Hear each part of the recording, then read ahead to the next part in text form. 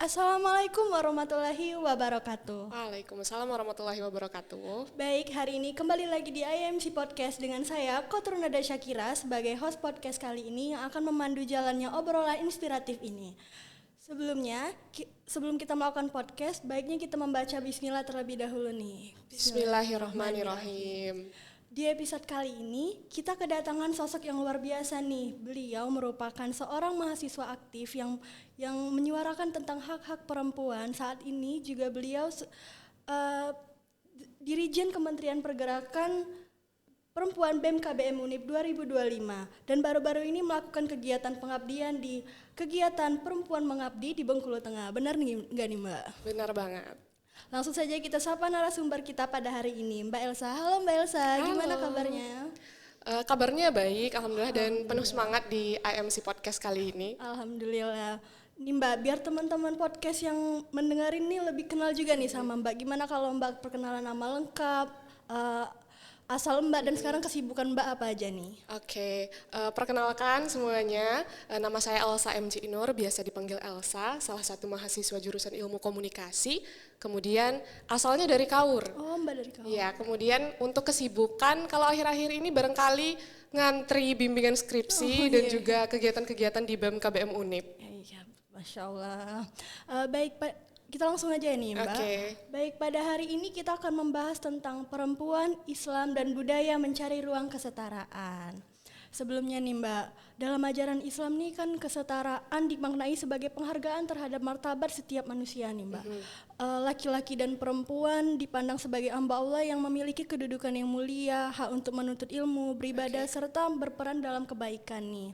Sedangkan dalam budaya, pemahaman mengenai peran laki-laki dan perempuan seringkali dibentuk dan oleh kebiasaan masyarakat nih Mbak. Ada budaya yang sangat mendukung peran perempuan dan namun ada pula yang membatasi ruang geraknya. Nah, jadi Nada mau tanya nih Mbak, menurut Mbak gimana Islam memaknai kesetaraan antara laki-laki dan perempuan dan bagaimana budaya turut membentuk cara masyarakat memahami konsep tersebut nih Mbak? Oke, sebenarnya yang kalau Mbak simpulkan dari pertanyaan Anda itu, kita mau melihat bagaimana Islam memaknai kesetaraan antara perempuan dan laki-laki. Ya, betul. Tapi kalau Mbak, pertama Mbak mau mengucapkan kita harus bangga dulu terlahir sebagai perempuan dan juga hidup sebagai mahasiswa. Karena nggak semua orang dapat kesempatan yang sama untuk jadi mahasiswa. Karena jadi mahasiswa itu Mbak jadi bertemu banyak orang dan makin memahami tentang kesetaraan. Tapi sejauh ini Mbak tidak lagi menyetujui makna kata kesetaraan, melainkan diganti menjadi keserasian. Jadi perempuan dan laki-laki itu memiliki keserasian. Kemudian kita bicara tentang budaya yang ada yang mendukung laki-laki aja, ada yang mendukung perempuan aja. Nah, kalau orang-orang sekarang banyak mempermasalahkan tentang patriarki dan feminisme. Nah, kita lihat dulu sejarah mengenai bagaimana patriarki itu hadir. Dulu zaman nenek moyang kita, nenek moyang kita itu hidup nomaden, berpindah-pindah. Jadi mereka itu laki-laki antara perempuan dituntut untuk memiliki keserasian dan bekerja sama. Karena perempuan itu secara biologis harus melahirkan, mengandung, melahirkan dan menyusui, maka mereka tidak bisa melakukan pekerjaan-pekerjaan yang dilakukan laki-laki seperti berburu untuk menyambung hidup. Jadi mereka melakukan kerjasama. Perempuan itu perlu waktu lama untuk mengandung, melahirkan dan menyusui. Maka usia produktif mereka itu dipakai untuk menyambung hidup, menjaga anak-anaknya. Jadi yang nggak mungkin kan perempuan-perempuan itu ikut laki-laki berburu rusa dengan keadaan menggendong anak atau hamil dan sebagainya. Maka hal itu terjadi bertahun-tahun, ribuan tahun. Jadi laki-laki bekerja mencari nafkah, perempuan mengurus rumah. Bertahun-tahun, manusia itu ada sejak 300.000 tahun yang lalu. Kemudian pertanian itu baru muncul, dilakukan manusia sekitar 11.000 tahun yang lalu. Jadi ada jarak yang sangat jauh kan. Jadi perempuan dan laki-laki itu sudah membentuk budaya bahwa laki-laki harus bekerja di luar dan perempuan harus bekerja di rumah. Itu bertahun-tahun terjadi hingga akhirnya dibekukan menjadi moralitas dan bahkan masuk ke dalam ajaran agama manusia itu. Nah, kemudian dari patriarki ini muncul istilah lain, feminisme. Nah, kalau misalnya Nada memahami feminisme dan patriarki itu seperti apa? Pasti kalau patriarki laki-laki lebih unggul ya, perempuan di bawahnya. Kalau feminisme sebaliknya ya, feminisme justru orang-orang tuh mau ada kesetaraan antara perempuan dan laki-laki. Muncul lagi nih istilah feminisme. Di bangsa Eropa, di bangsa Eropa perempuan itu ditindas, mengalami kekerasan, bahkan diperjualbelikan. Nah, maka muncullah gerakan-gerakan dari kaum liberal tentang feminisme, meminta kesetaraan dan hak-hak yang sama untuk perempuan, bahwa perempuan itu tidak boleh disakiti, tidak boleh diperjualbelikan dan sebagainya. Namun kita melihat dari kacamata modern sekarang, apakah sekarang patriarki itu masih relevan dengan perempuan yang memiliki kemudahan untuk bekerja juga, dengan perempuan yang memiliki kemudahan untuk mengurus rumah dan anak-anaknya? Apakah perempuan tidak boleh melakukan pekerjaan yang sama seperti laki-laki? Nah, sekarang kita mempertanyakan apakah patriarki itu masih relevan di zaman sekarang atau tidak. Kemudian mengenai feminisme, manusia itu seringkali paradoks. Mereka melakukan sesuatu untuk menghasilkan A, tapi ternyata ketika dilakukan mereka menghasilkan B. Jadi kadang-kadang orang yang mengatasnamakan dirinya, saya ini feminisme, saya ini mendukung hak-hak perempuan, tapi ternyata dia memiliki sifat-sifat membenci laki-laki, mau merendahkan laki-laki, karena perempuan itu harus lebih tinggi daripada laki-laki.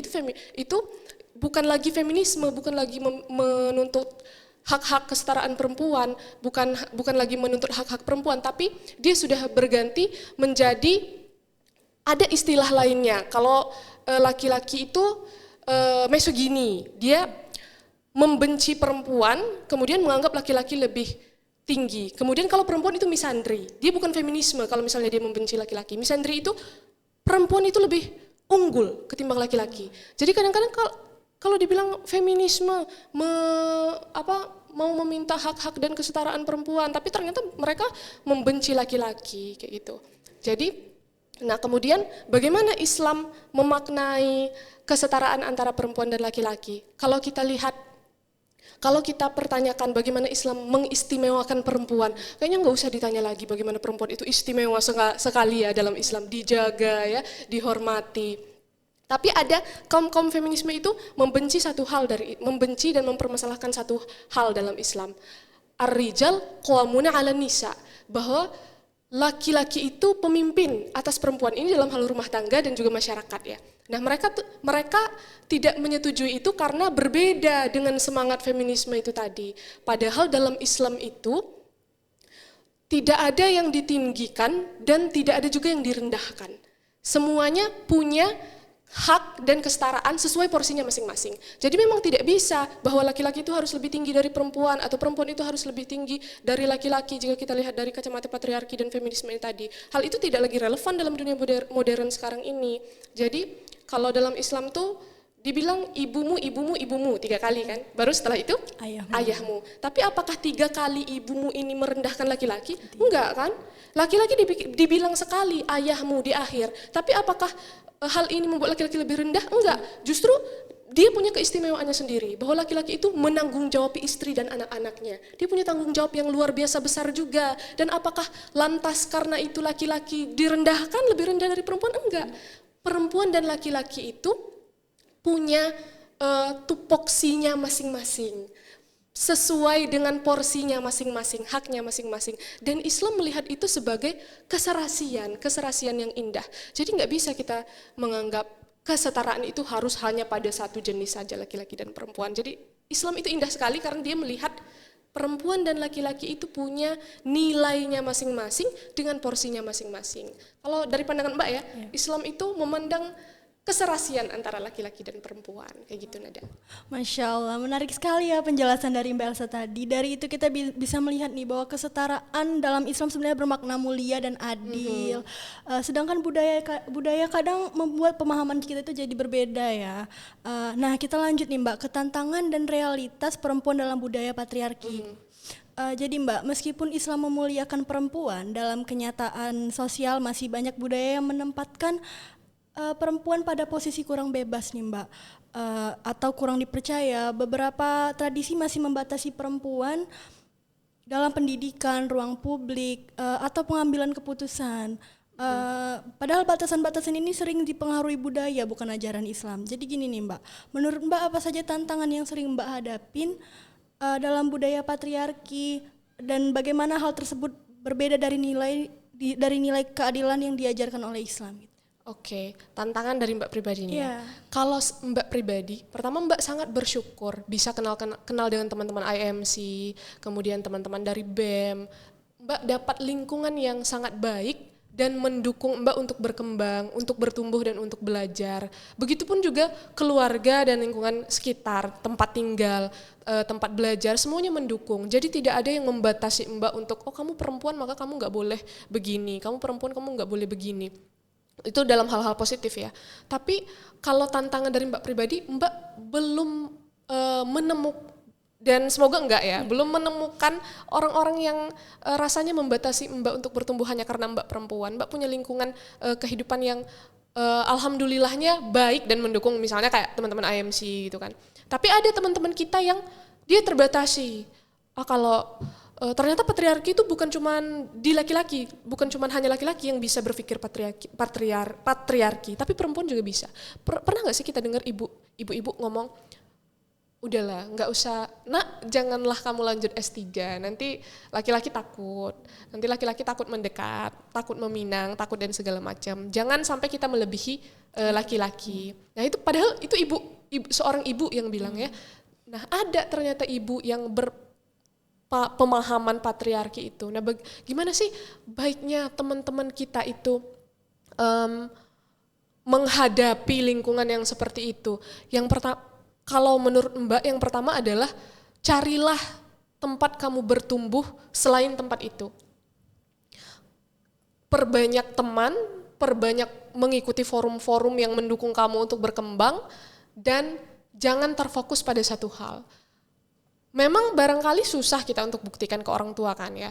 Kalau misalnya saya perempuan, bahwa saya juga bisa untuk bekerja, untuk meraih pendidikan yang tinggi, dan saya nggak perlu takut bahwa laki-laki tidak akan mendekati saya. Kalau misalnya memang laki-laki itu baik dan dia punya pemikiran yang sama seperti kita, bahwa perempuan itu boleh untuk sekolah tinggi, maka dia itu nggak akan merendahkan kita. Laki-laki itu tidak akan takut mendekati kita. Justru malah mereka kagum dengan perempuan-perempuan yang mengutamakan pendidikan kayak gitu. Maka carilah tempat-tempat yang memang mendukung kamu selain rumah. Karena kalau misalnya memang rumah tidak lagi menjadi rumah yang bisa mendukung, carilah rumah-rumah yang lain. Kalau Mbak sih biasanya kalau misalnya rumahku sudah tidak lagi mendukung aku untuk belajar begini-begini, maka aku akan mencari rumah peradaban yang lain. Maka disitulah Mbak menemukan IMC, setelah itu Mbak menemukan Forse kemarin, Mbak menemukan BEM KBM Unip kemarin, seperti itu sih. Paling keluarlah dari lingkungan-lingkungan yang seperti itu. Iya, Masya Allah. Menarik sekali tadi ya pembahasannya. Kita bisa melihat bahwa banyak tantangan yang dialami perempuan bukan berasal dari ajaran Islam aja, melainkan dari budaya patriarki. Kita yang masih kuat di sekitar kita gitu. Jadi terlihat jelas bahwa nilai Islam dan realitas sosial kadang juga berjalan tidak seiring ya Mbak.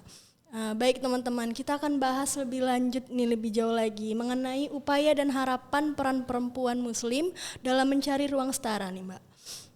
Oke. Kalau Mbak mengharapkannya teman-teman muslimah, teman-teman seperjuangan Mbak ya di kampus ataupun di sekolah dulu, di lingkungan luar kampus dan sebagainya. Pertama adalah tetap belajar. Belajar itu nggak harus di sekolah, belajar itu nggak harus di kampus, nggak harus di meja menulis membaca, tapi bisa dimanapun. Kadang-kadang ketika Mbak ketemu nada pun Mbak juga belajar. Mbak ketemu teman-teman IMC Mbak belajar, ketemu Yogi Mbak belajar. Perbanyak teman-teman, karena berjalan sendirian itu berjalan jauh tapi sendirian itu melelahkan kan. Jadi untuk menempuh perjalanan jauh itu kita harus berjalan bersama-sama. Jadi pesan Mbak dan harapan Mbak untuk teman-teman muslimah adalah terus belajar. Dalam Islam pun kita dituntut untuk belajar dari lahir hingga ke liang lahat kan. Belajar itu tidak pernah berhenti sampai umur kapanpun. Jadi jangan, ada banyak tantangan di dunia ini, bukan cuma patriarki dan feminisme itu saja. Ada permasalahan-permasalahan lain yang juga membayang-bayangi perempuan, bahkan di ruang aman sekaligus, misalnya kekerasan dan pelecehan itu juga membayangi perempuan dan menghambat kita kan. Tapi pesan Mbak adalah terus belajar dan terus perbanyak saudara. Karena teman kita saat kita nongkrong, saat kita belajar itu, saat kita bertumbuh itu bisa dibilang sebagai saudara juga. Jadi pesan Mbak untuk teman-teman muslimah adalah jangan berhenti belajar dan jangan berhenti untuk mencari saudara. Perbanyak belajar dan saudara. Masya Allah.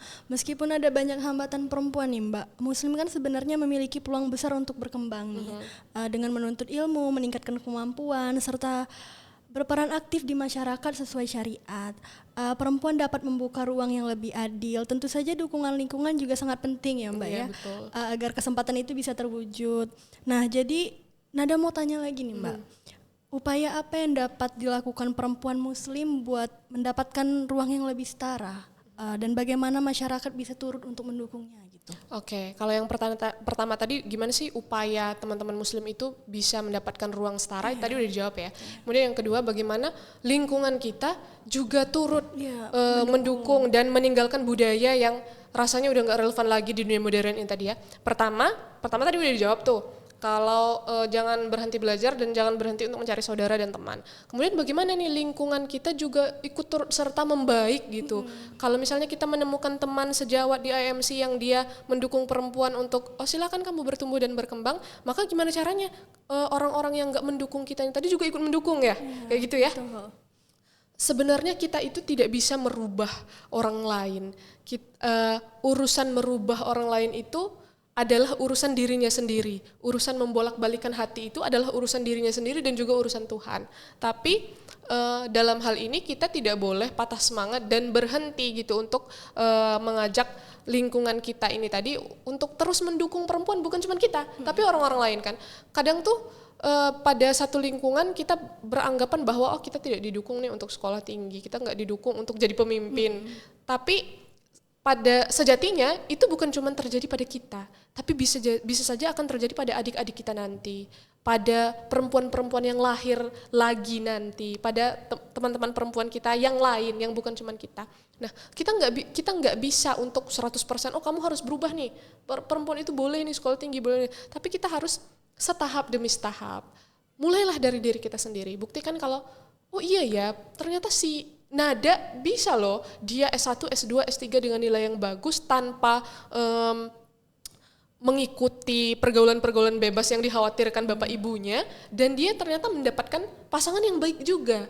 Nah, itu harus bertahap, itu nggak bisa dalam sehari seminggu tuh langsung berubah tuh, nggak bisa tuh. Jadi harus bertahap dulu. Kita buktikan dari diri kita dulu. Oh iya, ternyata perempuan itu aman-aman aja mereka jadi orang yang berilmu, enggak membangkang dengan suami. Ternyata kalau dia berilmu, jadi itu harus kita buktikan dari diri kita sendiri dulu, bertahap untuk mengubah pandangan orang-orang yang enggak mendukung kita ini nanti. Ini tadi, kalau misalnya dia sudah melihat kita, si Nada tuh bagus ya ternyata dia sekolahnya, sekolah tinggi, lingkungannya juga baik. Nah, barangkali anak saya yang perempuan, keponakan saya yang perempuan, barangkali juga bisa seperti Nada gitu. Akan dari pandangan-pandangan orang lain terhadap kita yang baik, itu biasanya akan muncul harapan-harapan lagi terhadap orang lain, kayak gitu sih.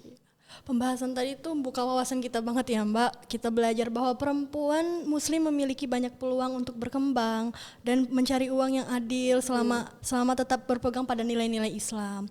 Dan tentu dukungan lingkungan juga sangat berperan dalam mewujudkan hal tersebut ya Mbak. Nah teman-teman, agar pembahasan kita lebih lengkap nih dan memberikan kekuatan bagi kita semua, kini kita masuk ke bagian pesan dan inspiratif dan refleksi singkat dari Mbak Elsa nih. Baik, buat Mbak Elsa, boleh dong nyampein inspiratif dan refleksi yang bisa menjadi bekal bagi kita semua dalam memahami peran dan perjuangan perempuan Muslim di tengah-tengah tantangan dan budaya zaman ini. Oke, ini ibaratnya tuh kayak closing statement ya. Iya, betul. Refleksi untuk sebenarnya bukan cuma untuk yang nonton, tapi buat Mbak dan buat Nada juga. Kalau dari Mbak itu adalah jangan terlalu fokus sama istilah-istilah sekarang. Jangan terlalu fokus sama istilah-istilah patriarki itu tadi, feminisme itu tadi, misogini itu tadi, misandri itu tadi. Jangan terlalu fokus sama istilah-istilah tersebut. Bahwa sebenarnya di dalam Al-Quran itu sudah ada semuanya tanpa perlu kita menyeburkan diri lebih jauh dalam istilah-istilah itu. Kalau kita selalu berkoar-koar, perempuan itu harus setara, perempuan itu harus seperti ini, harus seperti ini. Islam itu tidak Islam itu mengekang perempuan, Islam itu terlalu membuat perempuan itu di bawah laki-laki. Coba kamu baca lebih dalam, coba kamu ketahui lebih dalam, coba kamu cari. Kalau kamu punya pertanyaan, apakah Islam itu merendahkan perempuan? Apakah dalam Islam perempuan itu tidak boleh melebihi laki-laki atau sebagainya? Coba kamu jangan mempertanyakan itu pada diri sendiri atau pada teman-teman sekelilingmu. Cari orang yang benar-benar ahli, cari orang-orang yang benar-benar paham dengan Islam. Ketika kamu meragukan, maka carilah jawabannya. Jangan berdiam diri, kemudian kor-kor, feminisme, patriarki, kamu kor-kor seperti itu, tapi kamu nggak bergerak untuk mencari tahu. Itu artinya bukan kamu yang kritis untuk perempuan itu harus setara, perempuan itu harus apa, tapi kamu malas. Kamu malas mencari tahu, kamu malas mencari kebenaran gitu. Apakah yang saya sampaikan ini benar atau enggak? Jadi jangan bergantung pada istilah-istilah sekarang dan langsung menyimpulkan, tapi kamu harus cari jawabannya sendiri. Jangan sampai pertanyaan-pertanyaan atau keluhan-keluhan yang ada di hati dan pikiranmu itu menggerogoti diri kita sendiri. Jadi itu tadi kuncinya adalah belajar, belajar, dan belajar. Masya Allah, luar biasa sekali ya pesan dari Mbak Elsa tadi. Sebelumnya terima kasih nih banyak buat Mbak Elsa udah ngeluangin waktu buat ngobrol sama kita hari ini. Semoga pengalaman dan cerita itu jadi motivasi buat teman-teman semua yang mendengarkan. Gimana nih Mbak, menurut Mbak yang podcast hari ini? Kalau red 9/10 lah ya, 9/10. Satunya Mbak agak nervous, jadi nggak 10 sama ya. Sih, Mbak. 9/10. Sampai ketemu di podcast selanjutnya. Saya Nada pamit undur diri. Wassalamualaikum warahmatullahi wabarakatuh. Waalaikumsalam warahmatullahi wabarakatuh.